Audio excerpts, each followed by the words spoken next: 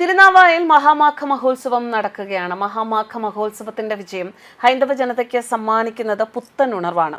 നിരവധി പ്രതിസന്ധികളാണ് തുടക്കത്തിലുണ്ടായത്. ആ പ്രതിസന്ധികൾക്കിടയിലും നിളയുടെ തീരത്ത് തെളിഞ്ഞ മനോഹരമായ കുംഭമേളയുടെ പ്രകാശം കേരളം മുഴുവനുമുള്ള ഹിന്ദു സമൂഹത്തിന്റെ വിജയമാണ്. കഴിഞ്ഞ ദിവസം മേളയുടെ വിജയം ഒരു പടി കൂടി കടന്നു. യഥാർത്ഥ കുംഭമേളയുടെ മണ്ണിൽ നിന്ന്, ഉത്തരേന്ത്യയിൽ നിന്ന് തിരുനാവായയിൽ കേരളത്തിന്റെ കുംഭമേളയുടെ മണ്ണിലെത്താൻ ഋഷികേശിൽ നിന്നും വാരണാസിയിൽ നിന്നുമൊക്കെ പ്രത്യേകം തീവണ്ടികൾ അനുവദിച്ചു. ഈ അറിയിപ്പ് കഴിഞ്ഞ ദിവസമാണ് പുറത്തു വന്നിരുന്നത്. ഇതിൽ ഏറ്റവും കൂടുതൽ സന്തോഷിച്ചത് മലയാളികളാണ്.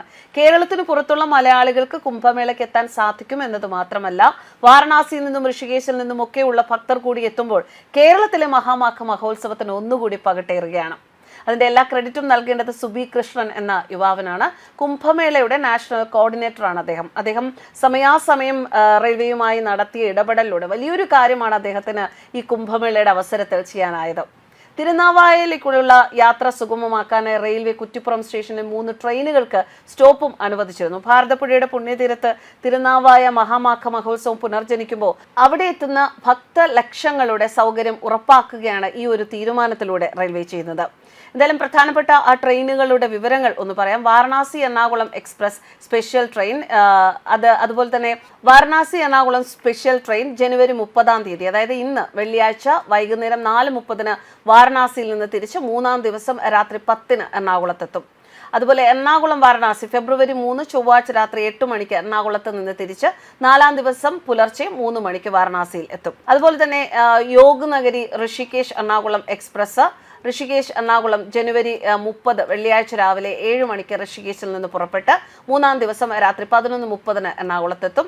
എറണാകുളം ഋഷികേശ് ഫെബ്രുവരി 3 ചൊവ്വാഴ്ച രാത്രി 11-ന് എറണാകുളത്ത് നിന്ന് തിരിച്ച് 4-ാം ദിവസം വൈകുന്നേരം 4:15-ന് ഋഷികേശിലെത്തും. പ്രധാനപ്പെട്ട സ്റ്റോപ്പുകൾ ഹരിദ്വാർ, ഹസ്രത്ത് നിസാമുദ്ദീൻ, കോട്ട, വഡോദര, മംഗളൂരു, കോഴിക്കോട്, തിരൂർ, കുറ്റിപ്പുറം, ഷൊർണൂർ, തൃശൂർ. കുറ്റിപ്പുറം സ്റ്റേഷനിൽ സ്റ്റോപ്പ് അനുവദിച്ച ട്രെയിനുകൾ അന്ത്യോദയ എക്സ്പ്രസ്, ഇത് ജനുവരി 24-ാം തീയതി ഒരു സർവീസ് ഉണ്ടായിരുന്നു. അത് കഴിഞ്ഞ് 31-നാണ്, സമയം പുലർച്ചെ 3:34-നാണ്.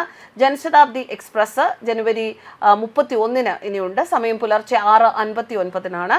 ചെന്നൈ മംഗളൂരു സൂപ്പർ ഫാസ്റ്റ് ഇന്ന് ജനുവരി 30-ന് രാവിലെ 2:14-നുള്ള ട്രെയിനാണ്. ഇത്തരത്തിൽ വളരെ വലിയ രീതിയിലാണ് റെയിൽവേയുമായി ചർച്ചകളൊക്കെ നടത്തി റെയിൽവേയുമായി ഇടപെട്ട് ഇങ്ങനെ ഒരു സംവിധാനം ഒരുക്കിയിരിക്കുന്നത്. അതെന്തായാലും എന്തുകൊണ്ടും കേരളത്തിന്റെ മണ്ണിൽ കുംഭമേളയ്ക്ക് കിട്ടിയ ആ ഒരു പ്രാധാന്യത്തിന്റെ ഒരു വിജയം തന്നെയാണ് ഇത്തരത്തിൽ സ്പെഷ്യൽ ട്രെയിനുകളും അതുപോലെ സ്റ്റോപ്പുകളും ഒക്കെ ഈ ദിവസങ്ങളിൽ അനുവദിച്ചതുകൊണ്ട് മനസ്സിലാക്കേണ്ടത്.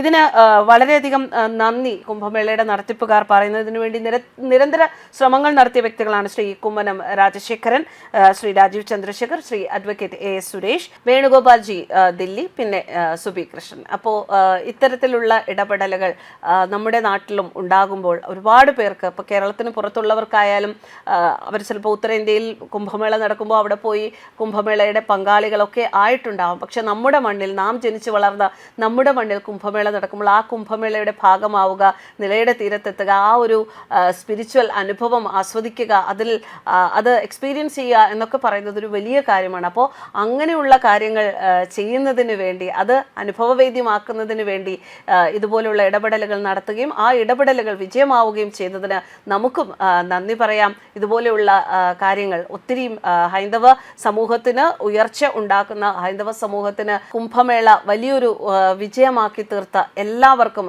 നന്ദി പറയുകയാണ് കുംഭമേളയുടെ അധികൃതർ. ന്യൂസ് ഡെസ്ക് കർമ്മ ന്യൂസ്.